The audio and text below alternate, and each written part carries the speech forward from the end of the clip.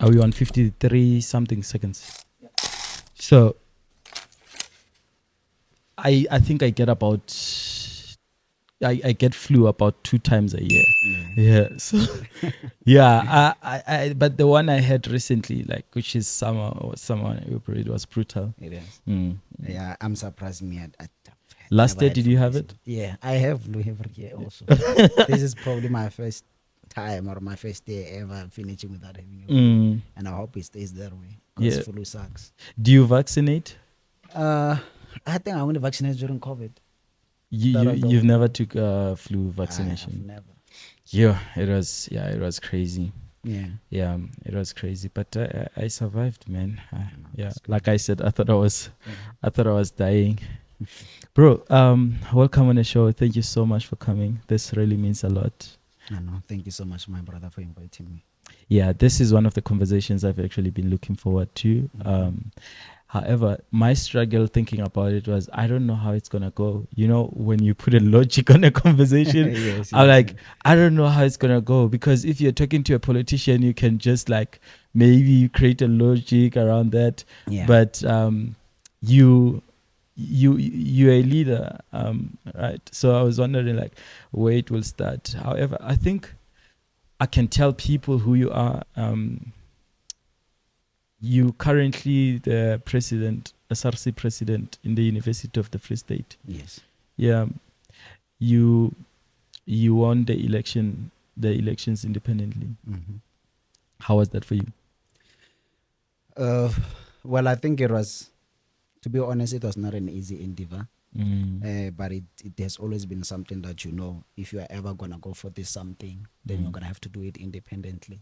So it's something that has always been at the back of my mind. But I think we are bound to doubt ourselves as human beings, especially if you're about to do something that can be classified as outside of the ordinary. So it was a very good or a nice adventure where someone had to really think, had to stretch themselves. But I think I had a good support structure, my friends and everybody who was campaigning for me. So it was really a good experience. like like you said, it's not an ordinary thing. Did you think about the opposite? So I guess the opposite is like going through a political party to be a president. Did you think about that maybe when you look at the options that you have? Yes, it once crossed my mind, especially because when you go into the space where something like this has never been done, everybody, especially if you're going to have just a normal conversation with just anyone to say, because you always test waters as a person before you do something. Maybe you just throw it in a conversation. What, by the way, man, what do you think of maybe having an independent president? Just to test how someone is going to respond.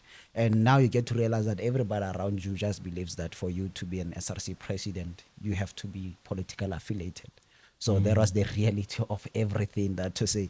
So it once crossed my mind, but one has to have a very honest conversation with yourself, because you also don't want to end up maybe like, selling your principles or something like that. But it once crossed my mind running affiliated with a political party. But then the question was, which one would I go for if I ever go for that? And it's also acknowledging that I feel like I've already established myself as a person. So right now, if I go join for party, it will just be for the sake of winning elections. Because I've been in the university for 4 years. I've been a leader multiple years since my second year. So I feel like if I never started with a political party, doing it now would really just maybe not really look good on myself, because I always look back and say, maybe I just did it for the election or something like that. But there's something that once crossed my mind multiple times, because the space that I'm in, everybody believes that you have to be affiliated for you to be the president. So yeah. By the way, thanks for watching. Please make sure that you subscribe so that you see more conversations like this. And the more you subscribe, the more advanced guests we can actually get, like the man sitting next to me right now. I'm gonna ask a last question on that, and then I want us to take it back from where your life started and how it unfolds. Do you think I hear the part where you say like you have established yourself and there was a lot of people that supported you, friends mostly. When you were looking at this, let's say maybe it was a goal. I don't know how did you categorize it. It was a goal. Do you think, or do you see it as a, what did it take? Was it faith or was it logic? Mm-hmm. Which one is which one? Okay, I think it goes back from the best way to answer the question is to say the main thing was not winning the election, but the main thing was changing something or actually delivering a message. And I think that is why I even ended up getting rid of the thought of being affiliated, because the message that I was meant to deliver with my campaigning and my presidency was to say we don't want petty politics. You get my point? So we need someone who's going to unite the leadership. So it was mostly about that, and definitely now it goes back to the issue of now faith, because I always tell people to say I feel like God is the one who put me here. He wanted me to go and maybe preach against, how now everybody's viewing the leadership. I have something, but the only way I can go do it is if I become independent, because my main message even when I was campaigning was that when you're an independent president, you work with everyone. Whether the idea come from this party, as long as the students are being assisted, I don't care. I'm going to work with everyone. Other than maybe if I was affiliated and then maybe someone from another party come with an idea, then I reject it simply on the basis that you are not of my t-shirt. So as time went on, I realized that this is way more than just about, to the point where like even during the campaigning, I was like, I'm going to deliver this message. Whether that's what people want to hear or not, it's fine. We get my point, to the point where by now winning election, it did not even bother me anymore. I was just like, I think people needed to hear that for in this point in time, organizations maybe do not serve us to the best that we can. Maybe we need someone who can come and try to unite them, because there's too much division going on. So that was the message that I had to. So yeah, there was also a bit of logic about it, because if you're going to do something like this, you're going to have to really use some logic behind it. So it was really now at the right time analyzing to say, these people are fighting, even nationally. If you look at this, there's no division there. And when you sit with people, it's really heartbreaking to sit with people and then you hear people having lost faith on the leadership. And when you actually look at it, the people must bring difference are the leaders, whether it's a country or it's an organization, whatever the space. The leaders are the people that everybody looks up to. So if the same people that have to bring change, their own people have lost faith in them, that is something that I do not want to see. Because of myself, I've always just found myself in leadership spaces. So leadership is something that I value more than anything. So whenever I sit down and then I hear people having lost faith in leadership, I'm like, what type of world are we going to? Where are we heading as people? Where we're at a point where we don't even trust our own leaders. We lost faith in that. So it was a bit of that logic, and then but it was mostly faith. Because if you're going to do something like this, you don't know what might come out of it. You get my point? Because it's something that was never done before, but you just believe that whatever that I have is something that I believe if God did not plant it in me, maybe if he did not want me to be here, he would not plant the idea in my head. So then you go with it to say, what, God, it's fine. I'm going to answer the call. I'm going to go there independently. To the eyes of the people, I might be independent, but in a spiritual realm, I'm with God. And you're going to take me through it. So it was mostly faith, but a little bit of logic around it. Because then you had to really, you are doing something that has never been done before. So yeah. Bro, I love that. Please take us back.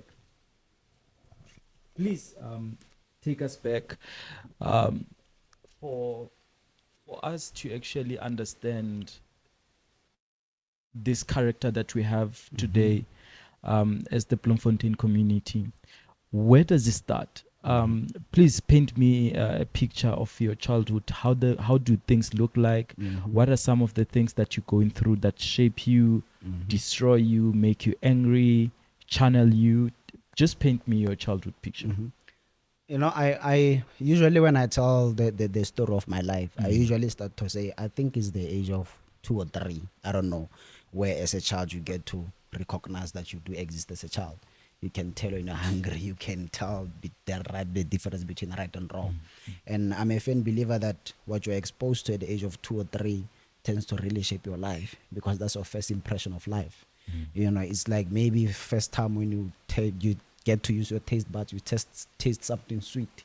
So you have that thing, maybe life is sweet. But then I think on my side, I usually tell people to say my first impression was a bitter one. To the point whereby, because first time when age of 2 or 3, I was staying with my aunts. I was staying at my grandmother's place, and my aunts were very abusive towards me. Because then at age of 5, at 5 months old, That's when my father passed. So it's a Tswana thing that, when the father passes, all the kids must go stay at the father's house. So my father passed when I was also only 5 months old. So I've never had a father figure in me. So then I guess I've been staying at my grandmother's place ever since at the time until I went to grade 1. So then I grew up around a place that was very abusive. When you wake up in the morning, the first thing that you are told is how ugly you are, how you look, because the aunt I just did not understand how do you get to hate someone who's 2 or 3, a child, something like that. Yeah, so I did not really understand, but it's something that I think to a certain extent shaped who I was. Because then at school you started becoming a bully. I was a bully in primary school because I had a lot of Real? anger. Yeah, I was a bully in high school. Primary school, because when you go home, you are getting abused, you're getting beaten, you're getting being told everything. When you told how useless you are, you're gonna grow up to work for our kids. Those are the words that I was getting. So now when you get to school, I feel like that's the only time that you get to have a voice, because now you're amongst your peers. So now that anger that you have, you end up expressing on your peers at school or something like that. And then years moved by, and then now time came for me to go stay at where I'm currently staying, Northwest, at my mother's place. And then when I arrived there, already my little sister was already in the picture. So, and then, but my mother was working for the white people. She was working at the farms. She was a domestic worker there. So she was barely ever around. So now I was staying with my big sister, my big brother, my big sister's partner, the kids and all that. So my mother was always away. So now the environment changes, but you still have that lot of anger in you. So growing up, I was a very isolated person. I did not have friends, especially in primary school. During break time, I always be alone because I just felt like nobody understand me. You get my point? Especially because I'm surrounded by everybody that speaks about things that I cannot relate to. At primary school, we will always boast about, hey, my mother bought me this, me, but so for me, I cannot talk about those things because I cannot relate. So now I moved to my mother's place. I think that was in 2011. And then 2014, I think I was doing grade 6 by then when my mother passed. And then when my mother passed, that's when life started becoming really tough, because my mother was our breadwinner. So she was our breadwinner. She got sick, she came home, and then when she passed, life became really tough. The families that my mother, when she comes December, people will come visit, she'll give them everything. Everybody disappeared. What you said? What grade is this? It was in grade 6. Grade 6. Yes, when my mother passed. I still remember it was around June. I was preparing for my June exams. So this age 10, is this age 10? Grade 6, I think I was 12. 12. Yes, Yeah, yes, yeah, yes, yeah. grade 6, I was 12. That was back in 2014. Yes, I was 12 at the time. And then that's when my mother passed then at the time. So then life became really tough. Because as much as my mother was a domestic worker, the white people she was working for, they were very good people, because they will give us clothes. When it's December, they will even buy us toys. So quite had a lot. I had bags full of clothes because they were really spoiling my mother. They were very good people. So then when my mother passed, all of that now it's gone. You don't get that anyway. So now my sister now had to now apply for social grant for us, all those type of, and she was alone while going through all of this. We have uncles, we have aunts that were nowhere to be found. So then my sister decided also, because life was tough now, decided to start selling alcohol, homebrewed alcohol, Jabulani. What's the age gap between you and the sister? Okay, so there's actually 5 of us. So our eldest brother, who also passed, he passed in 2009, our eldest brother. Bro, you've had so much death experience, eh? Yeah. Yes. So when my big brother passed, I was in grade 1. And also with that, my aunts, they refused to let me go to my brother's funeral, my eldest brother's funeral, because they were like, what do you know about funerals and all those type of things. And I remember crying so hard I wanted to go because my big brother was going. Yeah, and then they refused to let me go. But yeah, it was my eldest brother. There's 5 of us. My eldest brother, and then it's my big sister, and then I have another big brother, then it's me. And then so the age gap between me and my big sister is 12 years. The one who started an alcohol business. Yes, Okay, the second born. Yeah. Mm. And then the one between my big brother, the one that I come after, it's 5 years. It's 5 years old.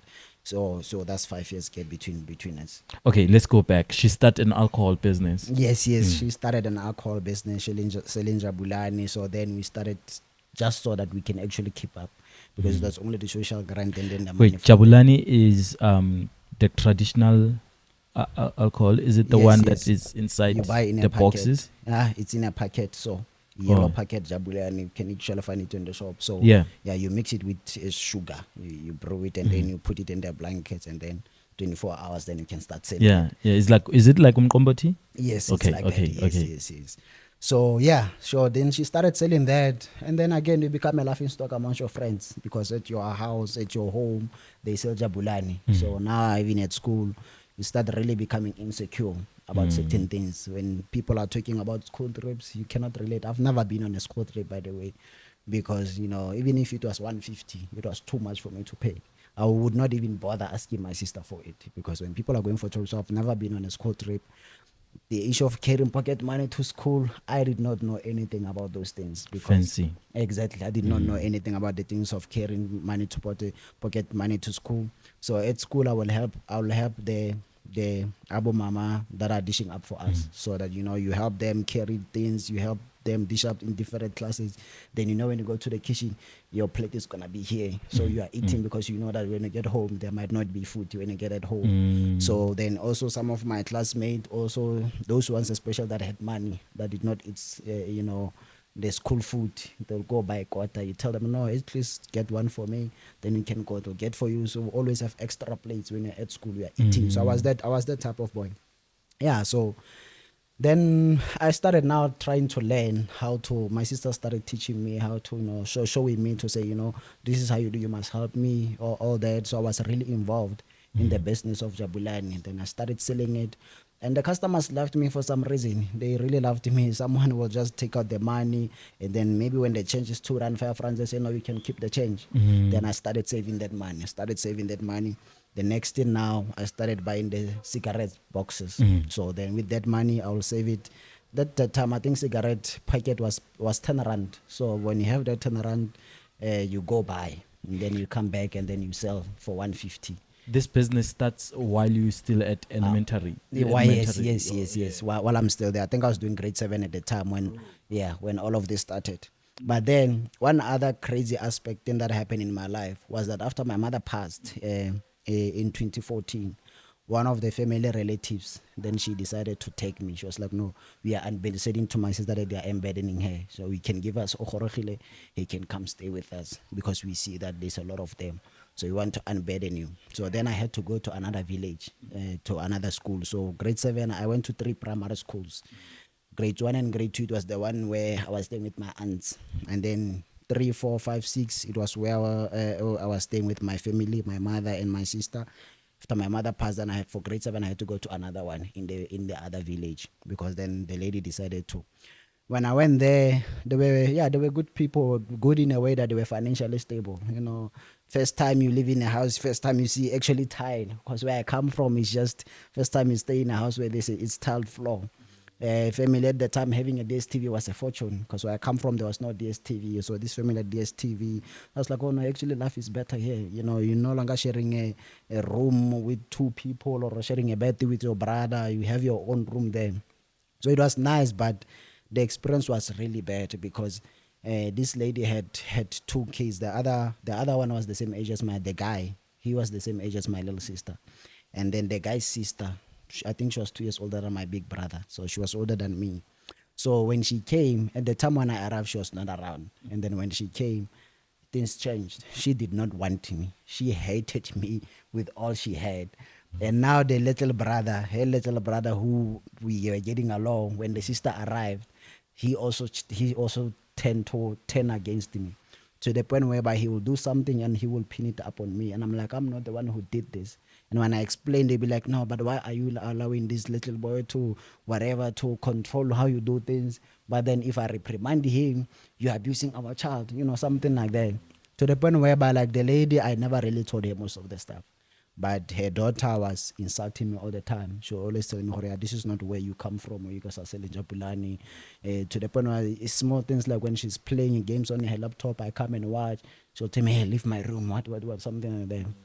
So I kept that in me, and it kept on piling up until one day I could not take it anymore. And then I finally answered back to her. And it was the first time she ever saw that side of me, because I was angry at the time. And I said a lot to her, because we were playing outside the yard at the time. I remember it was a Sunday in the evening. So we were playing with the kids from the other side. So then this boy started with his shenanigans. He started now making jokes about me in front of everyone, saying that, yeah, I'm not their child. Hey, what I'm here, whatever, whatever. So then I actually wanted to slap him. And then he ran away to the sister, went inside the house and called the sister. And when the sister came, started now calling me, yeah, this one that doesn't have parents, saying all those hateful things about me, the fact that I don't have parents. And now these ones around here, they are laughing. So now I cannot take it now, because why you making joke with the fact that I don't have parents? Telling me that, you see, I'm from a poor family where you guys are making me a person. Where I come, it's my first time seeing a DSTV. Where I come from, there's no DSTV. I stay in an RDP, I stay in a shack, making those jokes. So I could not keep it now. So I ended up, I said something back to her, and then she went back inside. She called her father. Her father was at work. She was crying, saying that I insulted her, and she doesn't want me to be here anymore. Then the father called the lady of the house, and the lady of the house was telling her, no, that boy of yours that you brought, ever since he came, my kids are not happy in their own house. And now I don't want kids that insult others, because he insulted my child. I don't want him there when I come at the end of the month. Then this lady called my sister. The following day was Monday. I remember in that morning, I just left. I was quite the whole day at school, and I came back. My sister, they were here. They came to pick me up. That was around May, so I spent only 5 months at that side. Then I went back. My sister took my bag. She went back. Along the way, I told my sister everything, to say, you know the type of person I am. Those people are saying that me, I was insulting them every day. I don't insult. I come from a family where I can't insult someone older than me.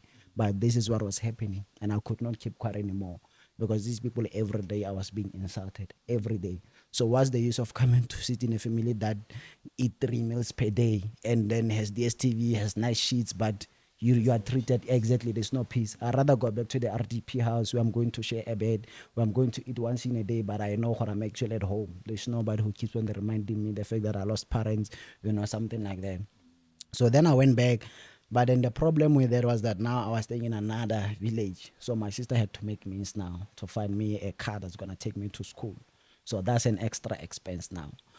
So that is it. And sometimes the car would not even wait for me, because I had to wait for it at the road. It was not coming to pick me up at the yard. I have to go to the main road to wait for it there, because that guy did not want to come, because my home was a bit a distance from home to the main road. So I had to go to the main road in the morning, 6 a.m., wait for it there. Even in winter, I'll wait there 6 a.m., come take me. And when the school is out, if he ever pass my school and I'm not there, he leaves, whether I'm attending an extra class or not.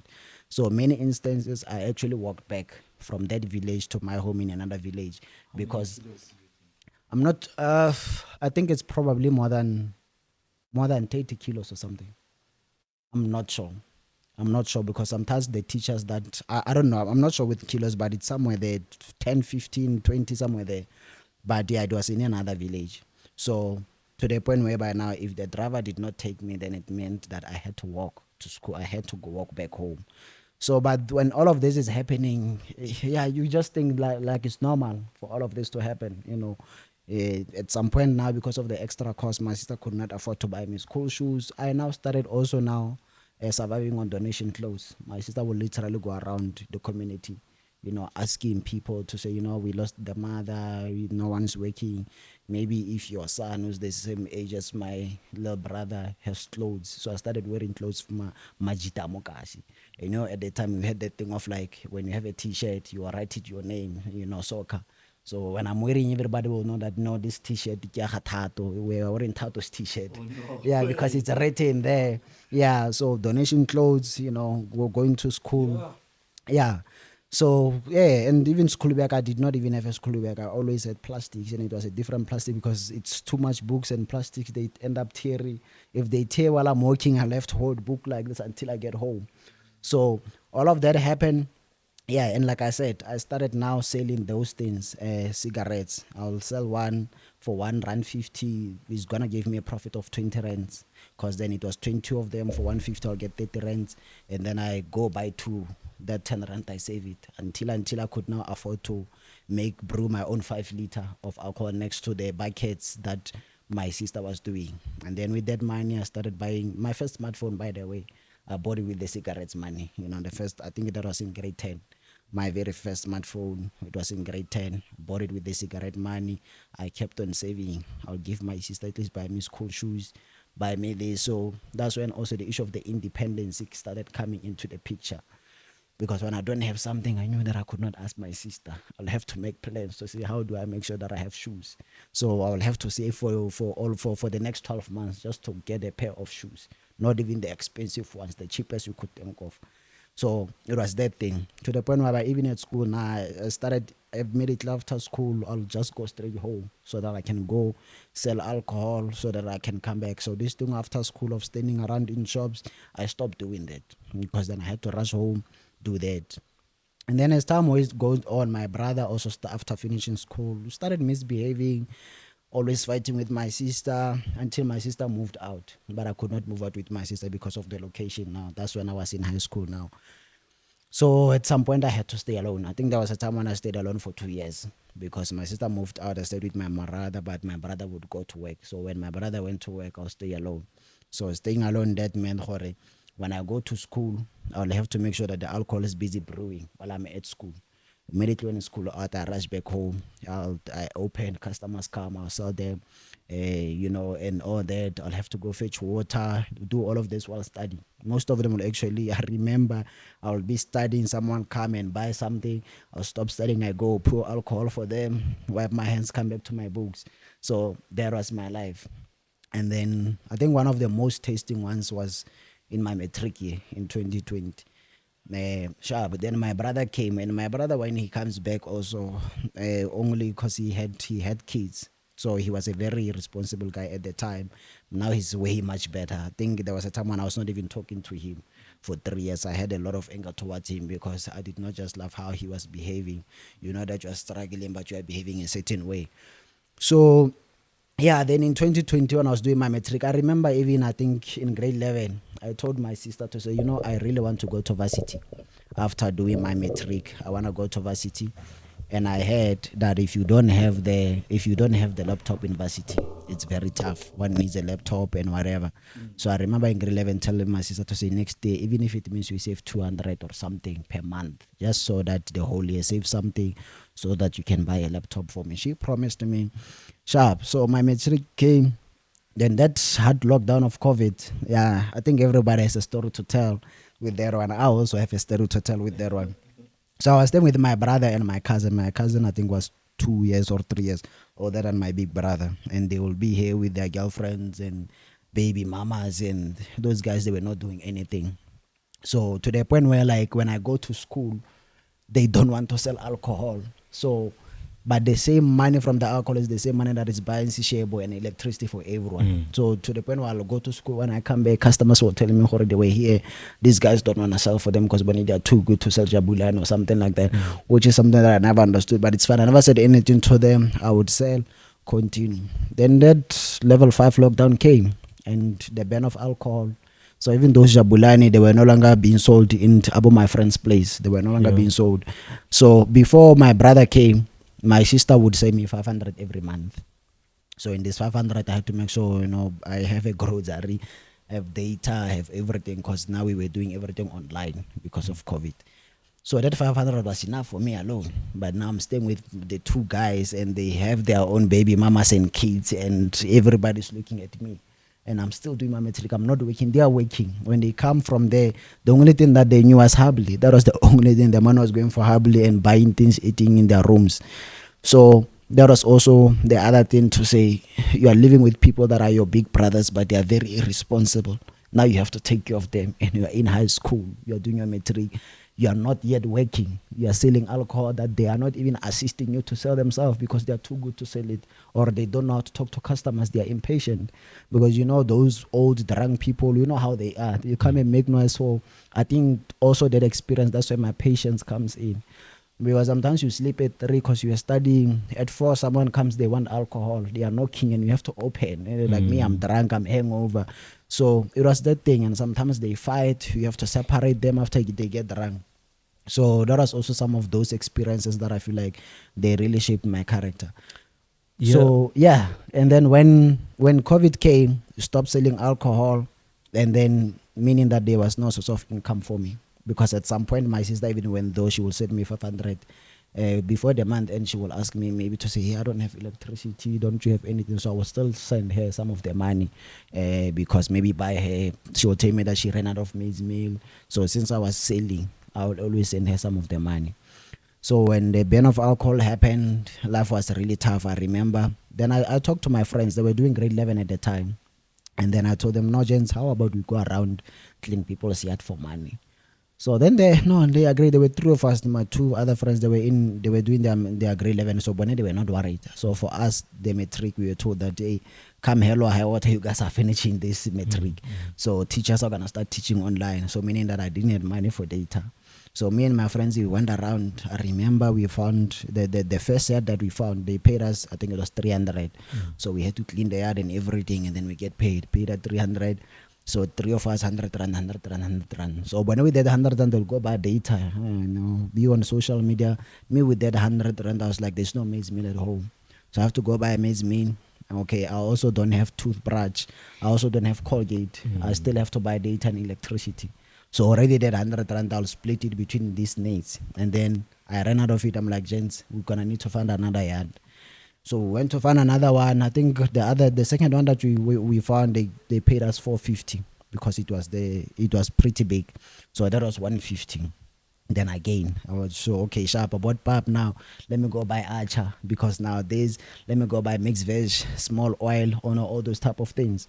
So for the 3 years, I think 3 months until we were allowed to go back to school for long distance with masks. That's how I was living my life. I wake up in the morning at 6. I go join my friends, and then we go the whole day. We are cleaning the yard.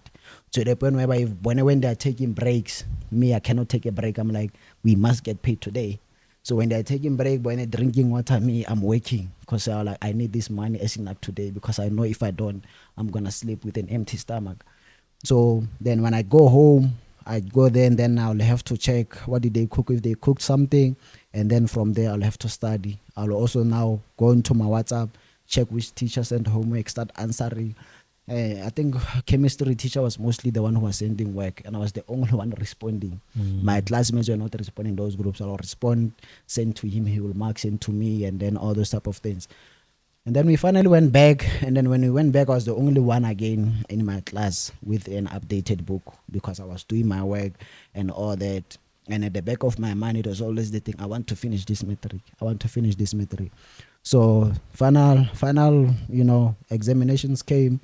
At the time, my brother, they left at the time, and because we did not have camps, our school, we were knocking off at 8 p.m. The grade 12s, because we could not camp but then they were like, no, you guys were gonna have an evening school. So from evening school, if you don't have anyone to come pick you up from 8 p.m., you'll have to walk home. So I'll walk home with some of my friends that we did not have anyone to pick us up. When I get there at 8, because now it was, I think lockdown was a bit lenient now. So we could now start selling again. So now sharp started, Lafa was a bit manageable. The results came. When the grade 12 results came, I was in the top 15 of the district. I got the laptop. The district gave us the laptop, I think it was money for registration and all that. And I remember when I came home with it, when I saw that I was part of the top 15 district, got the laptop. And then, and the same day, by the way, UFS answered me. I think I got my results around 2. And then around 5, 6, UFS was the first one to answer me. They gave me 3 days to accept the offer. I took it. I was like, I'm accepting this offer. And then I remember asking my sister, I got the laptop. She was really happy. And then I asked her, did you manage to save a laptop for me? She's like, nah, I didn't know how to tell you and whatever. I can't remember, but it's fine. What matters is that now I have a laptop. Yeah. The following day, NSFAS approved me also. So now I'm like, okay, I got NSFAS, I got the laptop. Days. Now everything is starting to align now, because every time I go to sleep, I'll always see myself. When you actually can tell that, you don't know how varsity looks like, but in your dream, you can tell that I'm at varsity here. So I was always having those dreams. So the worry of laptop was now gone because of my matric marks, which I got through all the thing of, selling alcohol, going to clean people's yards and all those type of things. So I was part of the top 15 of the district, got the laptop. And then I have a, it's more like my... Please roll on, I got you. Yes. Yeah. So he's more like he's actually like my hero. He was my grade 4 maths teacher, Mr. Machila.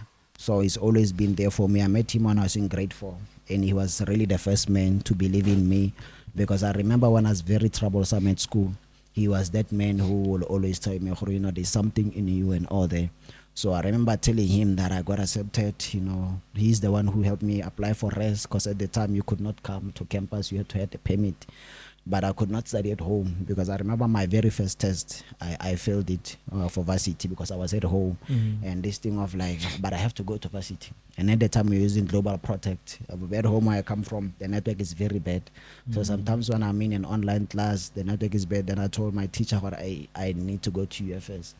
So he knew some people here. He started calling the university, you know, no, my name, you know, res and whatever. They asked for my things. He sent everything. They're like, no, he does qualify. But the problem is that since he's studying law, students are not allowed in campus unless you have a permit.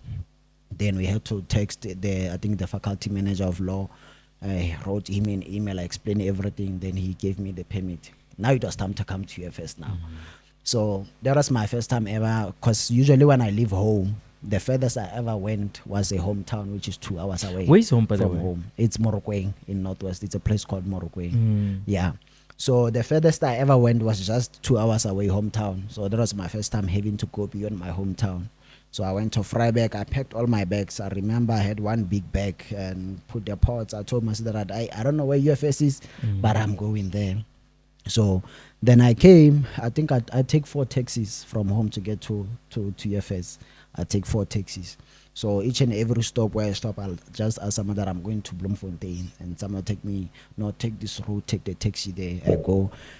Lo and here, also when I went into Bloomgate, I didn't know it was Bloomgate at the time, but when you passed there, I remember asking the driver to say, no, I'm going to UFS. Really, they call it UFS. Me, I said UFS. They're like, UFS, which campus? There's 3 campus. I don't know. That time the driver speaking Zulu, and I don't know.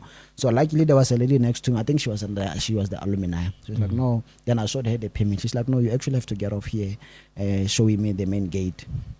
Got off there, and then I arrived at UFS. When I arrived here, things were, everything was just different. You know, I come from a place that is very highly Tswana dominated. You know, this thing of speaking English, you only speak there during English class, because even majority of your teachers are Tswanas. So it was pretty tough, because my roommate was Xhosa when I arrived. So I don't even know Xhosa. I've never met a Xhosa person in my life. So the toughness, but the transition started happening. Then that's when the rest life came in. Started now joining. Which rest did you stay in? I stayed at Colores. Okay. Yeah, Colores Residence. Yeah. So then that's when now the journey of leadership started, because then I started with mentorship, volunteering at SED. Then from mentorship, corridor leadership, RC, then next time Prime, then SRC, and then today SRC president. So that is basically just, you know, an outline of my life and everything that I've been through. Thank you so much, bro. This was brief. Yeah, it was brief but so detailed. I have a lot of questions for you, Mr. President. Yeah. I want to ask first, your name, Urugile. Okhorogile. What does it mean? He has arrived. That's what it means. He has arrived. Did you get anything from that name during the hard times? Did you get any idea of where your life is going? No. I think it only makes sense now in this moment. But when I was going through all that, the name at the time did not mean anything, to be honest. I think I was just taking life as it comes. I think the only different thing was I refused to accept the circumstances. I accepted, but I refused to accept that this is what is meant for me. I think that's probably why I always did, because even when it comes to choosing subjects, the only one in my family who did maths and science, because even told nobody did maths and science. And then from there, you're like, I want to go to university. Nobody in there. I don't know anyone who's been to university. You know, both my parents never went to school, for example. They never went to school. Their first 2, my eldest sister and my eldest brother, they both dropped out in grade 7. My big brother was the first one to finish matric, but after finishing matric, he never went anywhere. So I'm the first one to finish matric and actually go somewhere. So yeah, as much as through that time, I did not really think that my name might have meant something, but I think there was always that something in me that refused to accept that this is where I'm gonna die. Yeah. Bro, I gotta say this before I proceed with these questions. Mhm. Thank you for the road that you have traveled. Thank you for your resilience. Yeah. Yeah, thank you for not giving up, and thank you for keeping the light burning in you. Mhm. I think you have affected us at this moment, but I don't think it ends here. Yeah. Right? I think it's going very far. Your story is so yeah, it gives me chills. I must be honest. I don't know how many times I've been holding my tears sitting right here Yeah. because I hear it's not an easy journey that you have traveled. I have this question. For someone else, that could have been an excuse for them to actually off ramp into a life of no meaning. For you, how did you have the mindset of when you making money, small money through the alcohol, you studying, it's like you're forcing things to work. Or like what sense do you make of this work ethic, of this you know To be honest, I'm going to be very brutally honest and say, I honestly think that maybe I was there. Right now, when I sit here and then I look at everything, I'm like, I feel like maybe I was chosen to be the one to rescue my family, and that is why I was stopped from doing certain things, because there was a point where I also was hanging out with the gens that were smoking and doing all that, and there was a time when I once held a cigarette once in my life, and then I stopped. There was a time when I once tasted alcohol, but then some powerful force always stopped me to say, you need to stop hanging out with these people.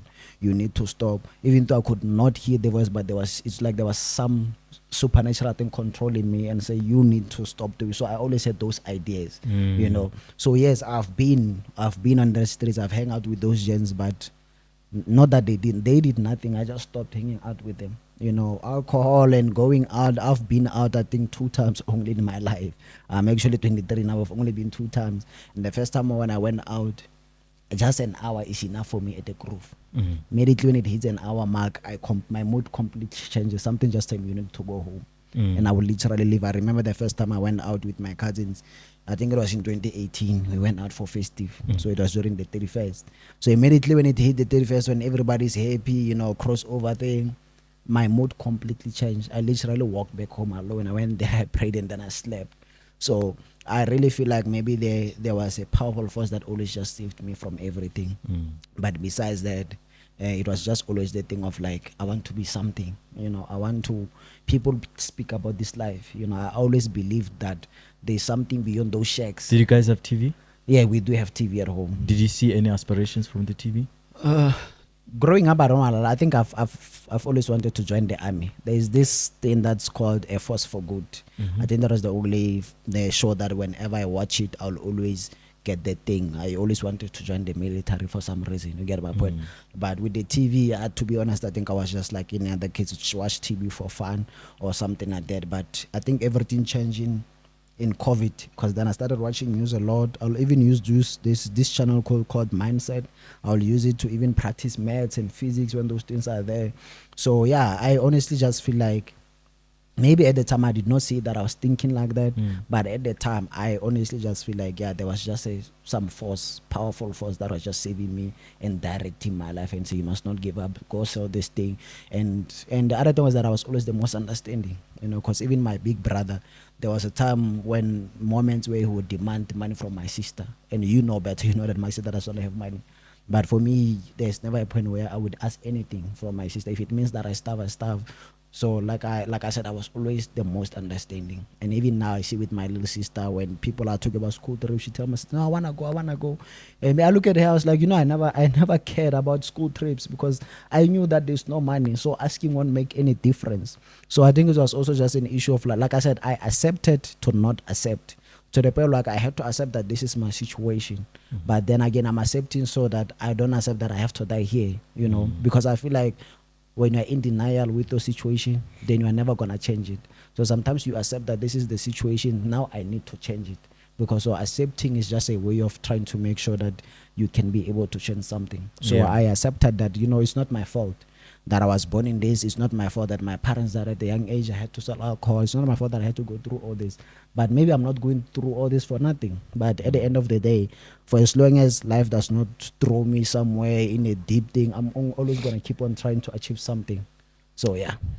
Yeah, many people that are watching this episode, I know that you expecting so much about leadership, since you're speaking to the SRC president. You expected a lot of leadership conversations, talking maybe about politics, the economic state, and stuff like that. We will get there. Should this interview end before we get there, we'll definitely do part 2. Are you happy to do that? Yeah. I just wanted to have a conversation around your life, because there are some things that I feel like I need to break down for someone who is actually in your shoes. Yeah. Because there's always someone in someone's shoes, out there. When you take the taxi coming to Bloemfontein, this is the furthest you've ever traveled, right? Yeah. What are some of the conversations that are happening in your mind during that time? I'm saying this because I love traveling myself, and there's always conversation that are actually happening in my mind. And some, because when you're in a transport, it's you and maybe the outside, if you're looking through the window, or you're just gonna sleep. The worst one is off the flight, because there's no way you can. So I always have conversations happening, and some some they take me back, some they take me to the future. For you, do you still remember some of the conversations, some of the things that you actually told yourself? Tell me about that, bro. I remember. I think really, even to this moment when I'm talking to you, I always had a visual picture of where I come from, of my home. Yeah. So there was something that I carried through me. But I think the other thing that was playing in my head was my teacher's word, the guy that I told you about, to say it's been there for me. Because I remember when I left, he just told me to say, you know yourself. When you go out there, go do your best. You are the first one in the family. So when you go out there, never forget where you come from. So that is why those words are the ones that made me have this permanent picture just at the back of my head of where I come from. But when I in the taxi, looked around, you actually realize what indeed I was not. Because like I said, that when I was going through all that, if you look at where I come from, it's surrounded, it shakes RDPs, it's the place is not really appealing, to be honest. I think to a certain extent, now when I look back, I'm like, I understand why certain people, when they are born in a place, they never go out, because there's really nothing around you that tells you that there could be something different outside. So you believe that this is life ends here. So it takes courage, and I think it takes a bit of a gift for you to be able to see through and say, no man, life does not end in these walls. Beyond these walls, there's something. So now as you travel and then you start seeing to say, I did mean say, I thought life ended at Vryburg. Vryburg is my hometown. I thought life ended at Vryburg. There's actually life beyond Vryburg. So when you arrive here, traffic, robots, all those things, you are the first time you see those things. So, but then again, you always tell yourself, I came here for 1, 2, and 3, and I don't know if it's the right thing to do. But I'm a firm believer that if I was not meant to be here, then I wouldn't have been accepted into the university, or I wouldn't have qualified for this thing. So I think it was just really hoping to say maybe all of this is going to matter at the end. And I'm going there, maybe each and every spot or each and every 10, there will be someone to guide me to say, this is UFS, this is where you are going and all that. So yeah, I think, to be honest, it was just really the difference that I wanted to see happening at home. That was mostly the picture in my head. Yeah. One of the statements that keep me going during hard times, and this is a statement that I wish I knew earlier when I was young, because even myself never had it easy. It's this statement by Steve Jobs. You cannot join the dots going forward. You can only join the dots looking back. So it's exactly that. The guys that were coming, knocking, wanting to buy alcohol, sometimes they were drinking. I guess sometimes they would be drinking outside, and you would be studying. Yeah.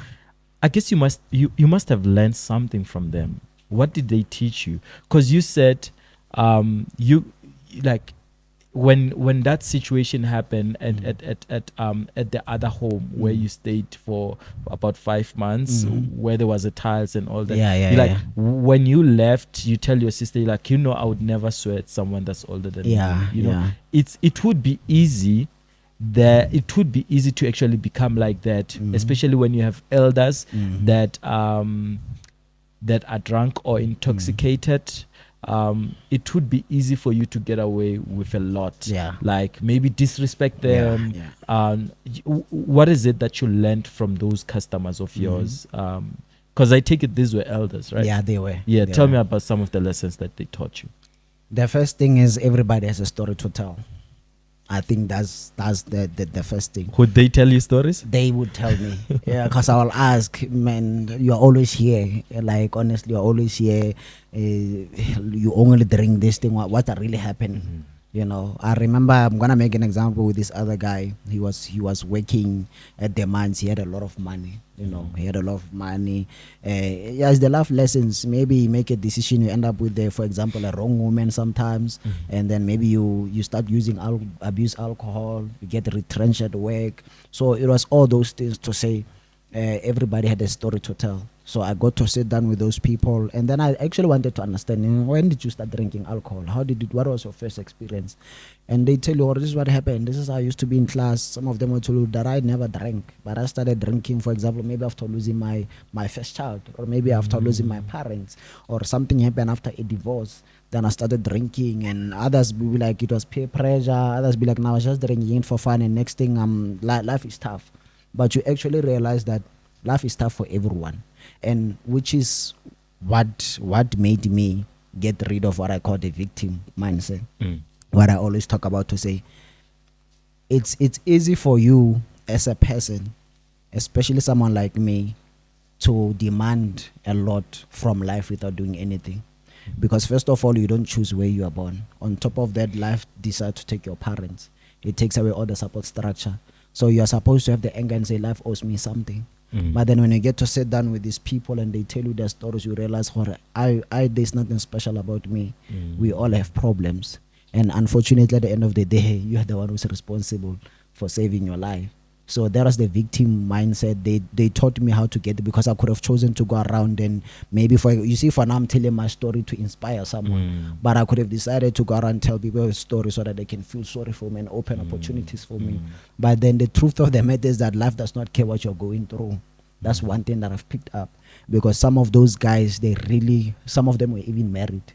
But when things got tough, unfortunately, you start realizing also the bitter truth, to say, for example, as a person, sometimes you're only vulnerable because of what you can offer or something like that. So, and the other thing that they taught me was to be humble. Honestly, I think humility, I also take it from those people. Some of them. How did they teach you to be humble? It was in a way of like, how can I explain it, man? I think, like I said, that some of them, they were at the top of their lives, and they started looking down on everybody. And then when all of that went down, they had to come back to the same people. And the same people that they were ignoring, they were the ones that assisted them. So then it came back to the issue of, and I think that's even how I've been in leadership, to say, for example, if you're going to see me walking around campus, you wouldn't think that's the SRC president, because I'm just a human being. You know? For real, I saw you. By the way, the other time you came with your guys. Yeah, exactly. I was like, this guy just look like an ordinary. Exactly. Yeah. So, I was passing by. Yeah. Yeah. So I'm just that humble person, because I just always understand that, I don't know how to explain the humility part of it, but I just feel like that's one of the things that I took from those people, the stories that they told. And sitting down with them, I actually enjoyed sitting down with those people more than I even enjoyed sitting with my friends, because some of them, they were funny people to be around and whatever, but there was never at any point that I thought of disrespecting those people, because like for me, I understood that, for example, I'm eating what I'm eating today because this person decided to come with their 15 rand and buy alcohol here. So at some point, and some of them really would tell me, don't give up, man. Some of us, to be honest, during the day, we make sure that the thirst is killing us, because you don't want to go to another shibin. You want to wait for you to come back from school. so that we can come by here, because we understand that life is tough for you.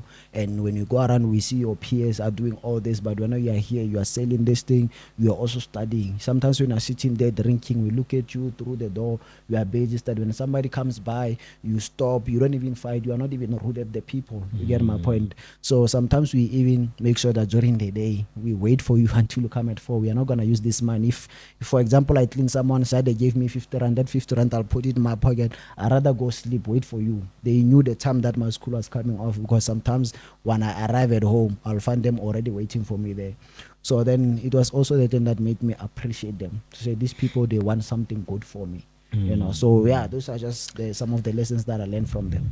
I hear you. I love that so much. The reason I started with the question of your name, if you ever got any sense from the name and all that, it's because I believe in. Do you want us to take it back? You good? Yeah, no, it's fine. It's fine. Okay. Yeah. I believe in names. I think names amount to something in our lives. Yeah, I think there's a yeah, pattern yeah. around there. Yeah. I'll make you an example of the mutual friend or mutual person we you know, Ntlantla. Ntlantla, Yes, the yes, prime from Similan, from Abraham Fisher. I meet a lot of guys that says we actually, like, we're so lucky to have this guy, you know, which is basically his name. Yeah. He's very highly appreciated. Yeah. And I think it's because of the value that he has brought in people's lives. Yes. The charisma that he has, played around people or inspired around people. So I thought maybe you had any cognizance around that. Bro, I want to go back to your story. Like I said, I'll be playing around your story. Yeah. Your friends, you tell your friends, you can joke your question, Kat, right? You can joke your question. I'll take it after you. Your friends, you tell your friends, let us go and we need to find a new yard. Let's go and clean the yards and all that. And one day you also running for SRC. You find yourself running, and you now have friends who help you to actually make this mission possible for you. What sentiment do you have about friends, friendships, relationships? It goes back to the issue of the human capital. I think it was the TD Jakes that said, if there's really one thing that you need as a person, is the human capital. It's even way more worthy than the monetary one. And I think that is, I think I'm a true testament to that. To say I'm a person who grew up with nothing. And right now I have something simply because I had people in my life. So I come from a place where we had unsupportive family members. So they, like I said, the first person that believed him, that looked at me, he didn't, because I think it's also Les Brown that said, when you look at a man for who he is, he will never change. But you look at him for who he could be, then he will change to be what he's supposed to be. Love it. Yes. So when I met my grade 4, my teacher, my Mr. Machil, his name is Mr. Machil. When I met him, I was doing grade 4. He was my maths teacher. I was a very troublesome boy. I was going to the principal's office probably 5 times per day, because it's either I fought a teacher or I fought someone or I bullied someone because of the anger that I had in me. He was the first teacher, someone who, when he looked at me, he did not look at the bully. He saw someone, because I was even performing well academically. He saw something beyond just this person. You get my point? So if I can count each and every significant thing that happened in my life, I cannot mention it without mentioning the person who was there with me. So I really feel like today I have meaning. As much as also I think with me, I had my own skills, I had my own gifts and whatever, but I had people that played a role. That played a role in everything, because even for me to get here again, I had a leader, an RC, I think his name was Vukan at the time, who texted me, I'm an RC from Colores, this is where you stay and whatever. When I arrived, he's the one. So I really think that our circle plays a role. People that you have around you, because they say you must really thank the people that spoke to the winner in you before you even won. And that's why I said that the teacher spoke to the man that I could be, even though I was still a boy, a troubled boy. he did not speak to the troubled boy, because if you spoke to the troubled boy, I was gonna feel, because that's how I also deal with people. When somebody's been troublesome in a space, for example, in a queue, when I speak to them, I'm gonna speak to the troubled one. I'm gonna speak to the one that is a good person, because I always say, speak to the human in people. Don't try to speak, because if you're gonna try to speak to a drunk person on the basis that they are drunk, they are not gonna listen. You're just gonna keep on making things worse. Maybe I'll wait for them to sober up and then you speak to them, because when a drunk person, you cannot really separate a drunk person from their undrunk side. You get my point? So yeah, I think it's for me. I don't want to lie. People played a huge role. They played a huge role in my life, and I don't know how to explain it. I think all I can say is that I'm really grateful, and that's why I really believe that if you are meant to do something, God will deploy people in your life.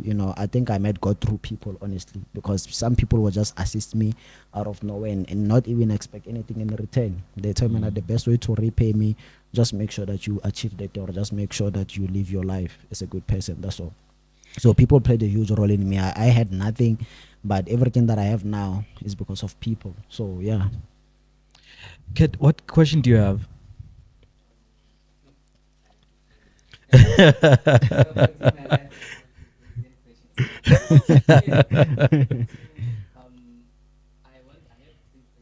Yeah. Oh my boy, you loaded. Go for it. This question I want to know, Yeah. who's that inspired? And the second question, you say you. So let me bring each question you put on the mic, right? First question, who's the person you look up to? Yeah. Okay. The second question is you come from the place called Morokweng. Yeah. Morocco is It's a village. it's a village. Yeah. And then Bloemfontein is the city. Yeah. So the whole transition of you Mm-hmm. moving from one place to another like that, and you are saying you are not the type of person to go out or entertain. Yeah. I don't want to say negative stuff. Yeah. It's going to clubs time, it's waste of time. Yeah. So how do you discipline yourself, or how do you keep your surroundings positive? Mm-hmm. What's keeping you motivated like that? And the third one, Okay, let me bring that one to the mic. So what is it that made you to abstain from the entertainment, knowing exactly from the place where there is no fun, there is no clubs like this, but you still remain grounded as if there's nothing that has changed around you? So what's your drive? What is it that keeps you going, right? That's the second question. Yeah. the third one, Mr. President, this one.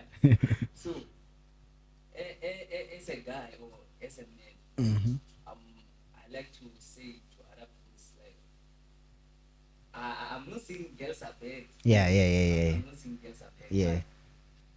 But idea is discipline. Like, how do you discipline yourself, like, to girls? Because of, like, we are in the seats right now.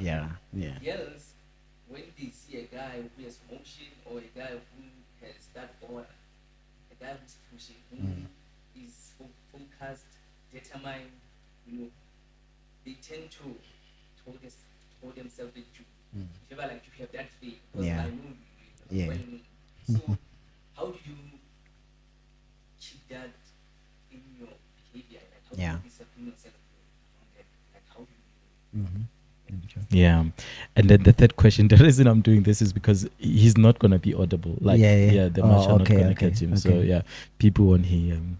So the third question is, how do you how do you keep your behavior in the same contact in a world where girls would gravitate towards you if they see something that's promising? How do you keep yourself disciplined and I guess stay in your mission? Are we good, Kat? Okay. All right. Yeah, maybe we can just repeat the first one, because I think I forgot it. Yeah. So the first one, take me through that again. Who you looking up to? Yeah.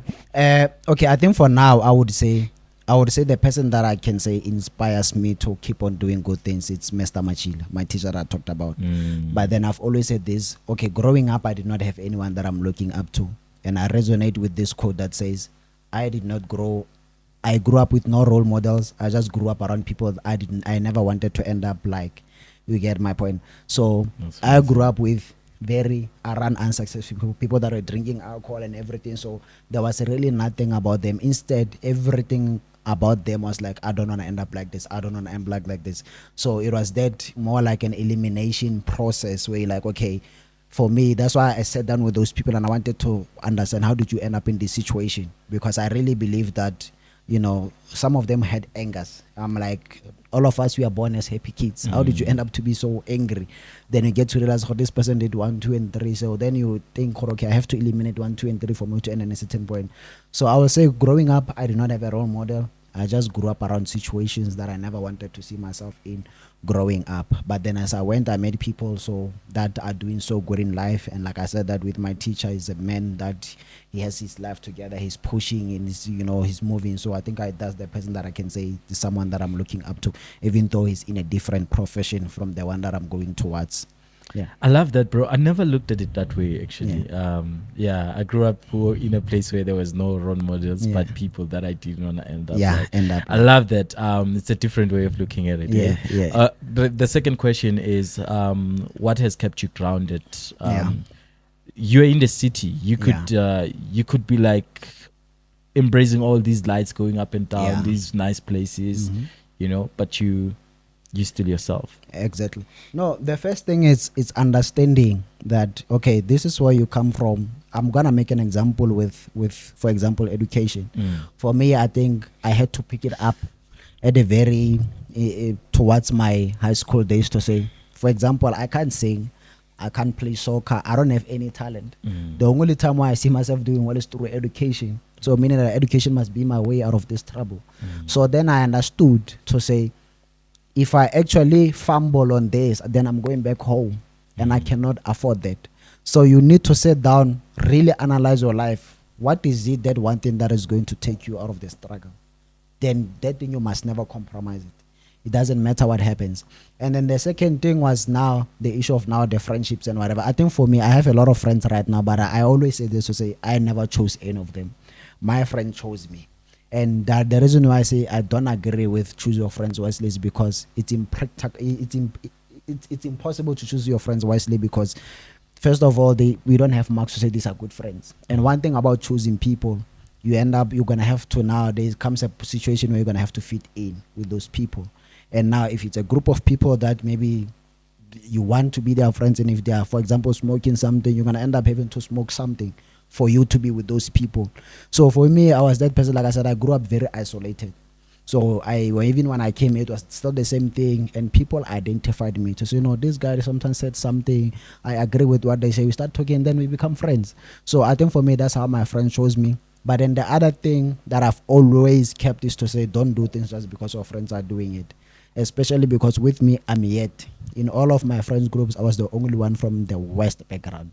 So it was always the thing, our stories are different. People are coming to varsity for different reasons. Me, I'm coming to varsity because I'm hoping that, or I see that education is my way out of the struggle. Someone comes to varsity because they were told, well, just get a degree, there's a job waiting for you. Just get a degree, we're going to sign a farm under you. Someone came to they are just passing time. You get my point. They just want to wait for a certain age. Someone just want a degree to their name. So you don't know people's stories. So the minute you come to varsity and then you do the same things that your friends are doing, if 5 of you guys, if 5 get in trouble, your degrees are doing, some of them actually, when the school is out, there's an uncle who's working. There's a farm that they can resort to. When I come from a family, none of my parents even had a cow to their name or even a chicken to their name. So if education is out, it's chai, I'm going to have to go back home. So it was always the thing to say, unfortunately, I'm not going to do things just because my friends are doing it, because if it ever backfires, there's no one to fall back to. I mean, even when I'm struggling academics and whatever, there's no one that I can call and say, hey man, I'm going through something. If it happens that tomorrow I'm unfunded, there's no one I can call and say, I'm unfunded now, what am I going to survive on? So it was always understanding that, unfortunately, what I have is too valuable to be lost over small things. And that's why I always tell people to say, you know, some of you guys, I don't want to lie, you guys are losing valuable things over small stuff. Some things are just too valuable to be lost over small things. They are not worth compromising. So I understood that I could not fumble education because I can't afford to go back home. Literally, even right now, it only stopped last year, but even the year before that, when I go back home, I'll still go back to the issue of selling alcohol during festive. During festive, I was still selling the Jabulani, making money for transport. So it was that thing to say, nothing has changed. Coming to varsity does not mean that I made it. I still sleep in that RDP house. They still eat pap and acha at some point, because there was a time even I ate pap and acha during Christmas, because nothing has changed. Varsity, this is why I make the thing. So I didn't make it yet. So I still need that discipline. I still need to make sure that people around me, sharp, we are friends, but unfortunately, I am not compromising. The only thing that is going to take me out of the struggle, which according to me is education, considering that I don't have any other talents, I don't have any connections, I don't have an uncle who's already a lawyer that I can say, sharp, they can, I don't have connections. I'm going to have to build my own connections. So yeah, that's what I can say with regards to the second question. And I think, yeah, it was also the issue of how I've never grooved before. So when I came here, the issue of grooving, it never clicked into my mind also. So I think already coming from home, it was that thing of I think even growing up, because some people say, "No, because you are young, man, once you grow up you'll drink alcohol." But I think the more I grow up, it even becomes worse now. The issue of grooving is just something that I've never, I just never, because we will have rest parties. Sometimes I go to the party just for an hour. Like I said, for me it's an hour. After an hour I have to go back to my room. So it has always just been like that. The last question is women Yeah. gravitating towards you. Because I understand where Kat is actually Yeah, coming yes, from. yes. Who's the guy in the Bible? The guy who lost his hair? Samson. Is it Samson? Yeah. That's one of the like examples or Yes, analogies yes. that we can